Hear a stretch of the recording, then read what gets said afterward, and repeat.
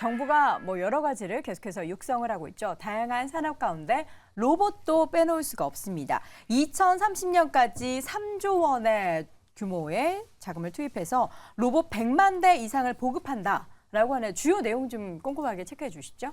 이게 어제 이제 민간 자금 협력해가지고 3조 원 투자해가지고 로봇 시장 규모 20조 원으로 키우겠다는 얘기인데요. 네.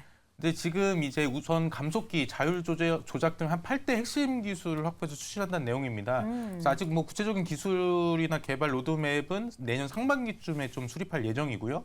또 로봇 인력도 뭐 한 1,500만 명, 15,000명 정도 양성해서 5만 명 규모로 키운다는 내용입니다. 그래서 기존에 있던 것보다 뭐 제조업, 물류, 복지, 사회 전 영역으로 좀 넓히겠다는 내용이고요. 그래서 뭐 요양원이나 병원, 뭐 돌봄, 무료, 음식점, 카페 이런 데 이제 투입을 한다는 내용이거든요. 그래서 저도 최근에 이제 이런 걸 만드는 기업의 사람이랑 좀 미팅을 했는데 이제 VD 컴퍼니라고 상장사는 아닌데 네. 지금 한 2년 전에 직원이 한 60명 정도였는데 지금 뭐 1, 2년 만에 한 200명으로 늘어났더라고요. 요게 이제 뭐 애슐리나 이런 데 가시면은 네. 로봇이 이렇게 가가지고 뭐 서빙해주죠. 서빙도 해주고 또 뭐 쟁반도 쓴 것도 이렇게 반납해주고 이런 네. 데인데 이게 지금 급격히 성장하고 있고 최근에 여기가 이게 좀 독점을 하고 있는데 최근에는 뭐 KT나 LG U+ 같은 대기업들도 좀 뛰어들까 말까 고민을 하고 있는 상황이라고 합니다. 그만큼 이렇게 로봇 관련주들이 중소기업뿐만 아니라 대기업 쪽으로 좀 확대되면서 이런 좀 흐름이 나오고 있는 상황입니다. 네, 로봇을 곳곳에서 경험을 하고 있죠. 우리가 뭐 식당만 가더라도 다양한 로봇에 대한 서비스를 받고 있고 한데 이게 과연 얼마나 더 확대될지에 대해서는 무한하지 않을까라는 그런 생각이 좀 듭니다. 일단 근데 그 38조 지원 2차 전지 얘기하고 나서 3조 원이라고 하니까 이게 너무 규모가 작은 것 같은데 그래도 로봇주에 대한 반응은 또 남다른 것 같습니다. 오늘 로봇주 움직임 어떨까요? 네, 그 생각보다 그렇게 강하진 않습니다. 보통 뭐 로봇주가 그런 얘기 나왔을 때 뭐 빠르게 좀 움직였어야 되는데 오늘의 전체적인 로봇의 흐름을 보시면 일단 뭐 두산 로보틱스 같은 경우에도 탄력은 좀 제한적인 양상이고요. 그다음에 무엇보다 업종과 테마 상위의 로봇주가 좀처럼 보이지 않는다라는 것도 눈에 띄는 부분입니다. 그다음에 최근에 이제 LIG 넥스원도 어떻게 보면 로봇 M&A 때문에 강하게 움직였다라고 봐야 되는데 이 종목의 전반적인 움직임이나 레인보우 로보틱스나 소위 이제 선도주로 움직일 수 있는 종목군들의 흐름이 제한적이라는 측면에서 어저께도 2차 전지 관련된 긍정적 뉴스가 나왔을 때 반응이 미지근했거든요.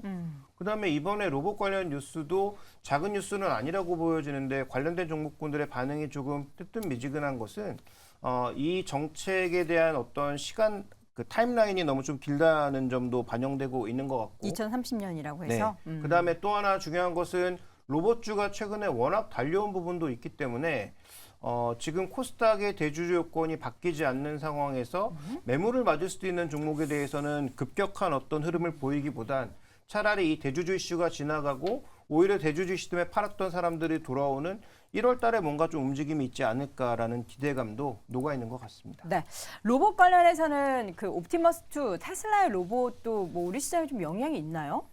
그쪽은 우리나라랑 지금 엮이는 게 별로 없는 걸로 알고 있습니다. 근데 소프트웨어도 뭐 로봇 얘기하면 우리나라 시장에서 로봇이 뜨고 약간 AI 얘기하면 우리 시장에서 AI 뜨고 이런 관점에서 AI가 뜬다라고 하면 관련돼 가지고 우리나라가 HBM이라고 하는 강력한 매출원이 존재합니다. 그리고는 뭐 다른 뭐 우리가 빅테크 역시 마찬가지로 뭘 한다 그러면은 관련해 가지고 우리나라도 비슷한 서비스를 하는 혹은 그런 테마를 만드는 그런 형성하는 기업들이 존재하는데 지금 테슬라가 하고 있는 로봇은 어찌 보면은 유사하다라고 볼 수 있는 게 보스턴 다이나믹스가 또 유사하다고 볼 수 있을 것 같고요.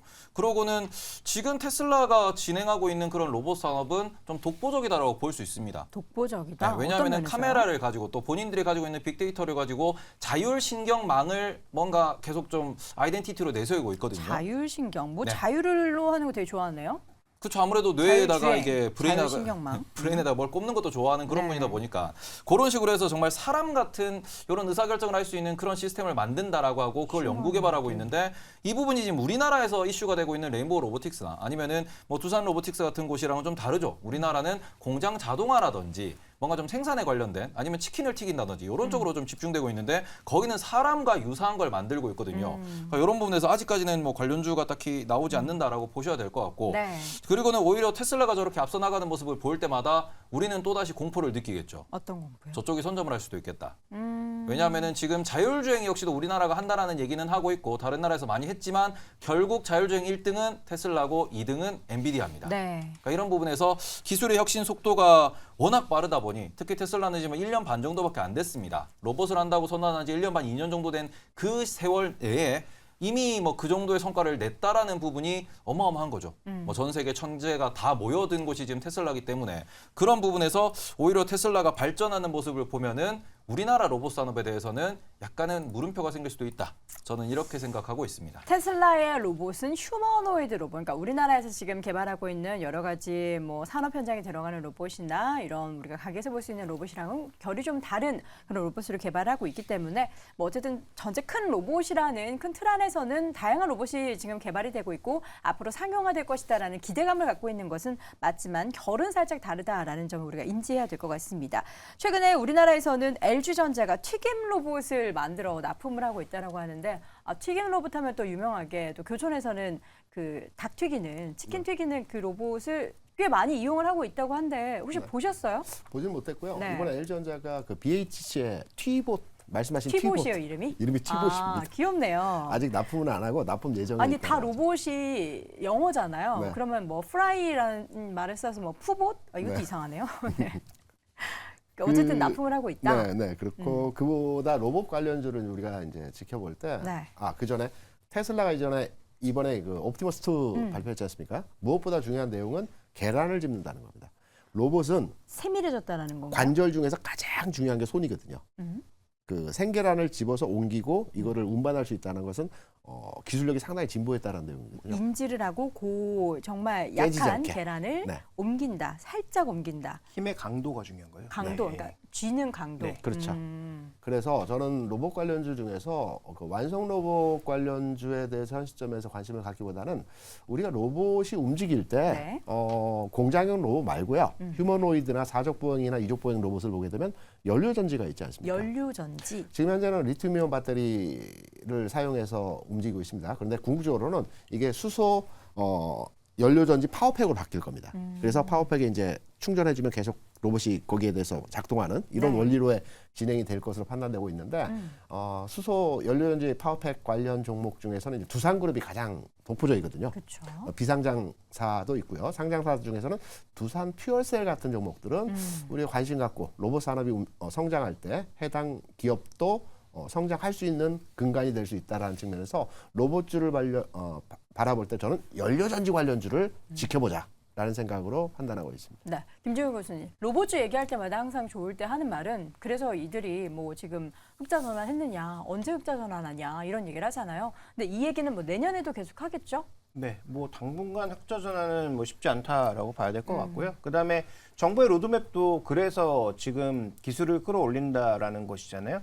그래서 우리가 그 로봇의 관절에 움직이는 전반적인 그 로직은 그 모터와 감속기 두 가지가 이제 동시에 작용하면서 관절이 움직인다라고 봐야 되는데 모터 쪽에서는 우리나라가 상당 부분 기술을 끌어올린 건 사실이지만 감속기 쪽에서는 뭐 SPG나 SPB테크 같은 회사가 있음에도 불구하고 일본의 뭐 하모닉 드라이브 시스템 같은 회사에 대비해서는 좀 밀리는 부분이 있기 때문에 그런 원천 기술을 어떻게 확보할 것이냐가 중요한 거죠. 그러니까 정부가 정책을 발표하는 게 중요한 게 아니고 원천 기술은 어떻게 확보할 거냐. 우리가 만들지만 원천 기술은 여전히 거기에 있는 거면 의미가 없는 거죠. 그래서 원천 기술 확보와 관련된 부분들 살펴보실 필요가 있겠고 그다음에 이런 원재료 확보가 국내에서 많이 이루어지면 상대적으로 이제 마진 확보도 쉬워지는 부분이 있어서 그다음에 두 번째로는 규모의 경제니까 정부가 정책을 얼마나 강도 있게 밀어서 규모의 경제를 만들어주느냐가 중요할 텐데 근데 여기서 이제 중요한 것은 대기업들은 다 알아서 하고 있거든요. 네. 로봇 자기들이 만들어서 외부에서 들여서 공급하는데 결국은 확 늘리려면 중소기업 쪽으로 가야 되는데 뭐 그렇다고 정부가 중소기업 불러다가 로봇 안 하면 죽어 이럴 수는 없는 거 아니겠습니까? 그러면 어떻게 이걸 또 강제할 거냐? 그럼 돈을 줄 거냐? 네. 이런 부분들에 대해서 따져봐야 되기 때문에 뭐 멀고 먼 길이다. 좀 기다려봐야 될 것 같습니다. 지금 이제 화면을 통해서 치킨을 튀기고 있는 모습이 보이는데 오늘 점심은 치킨이네요. 네. 그리고 제가 최근에 이제 LIG 넥스원에서 고스트 로보틱스 인수를 얘기를 했는데 네, 맞아요. 그래서 이제 2년 전에 실제로 이 로봇을 봤습니다. 네, 뭐라고요? 실제로 이 로봇을 아, 현장에서 보셨다고요? 봤습니다. 예, 오. 봤는데 실질적으로 이제 구동하는 자체가 이제 보스턴 다이내믹스에서 내놓은 로봇이랑 이제 비교를 했는데 굉장히 좀 성능 면에서도 뛰어나고 사족 보행으로서 좀 흔들리지도 않고 네. 쓰러져도 바로 또 다시 일어날 수 있거든요. 근데 이제 좀 중요한 점이 실생활도 있지만 네.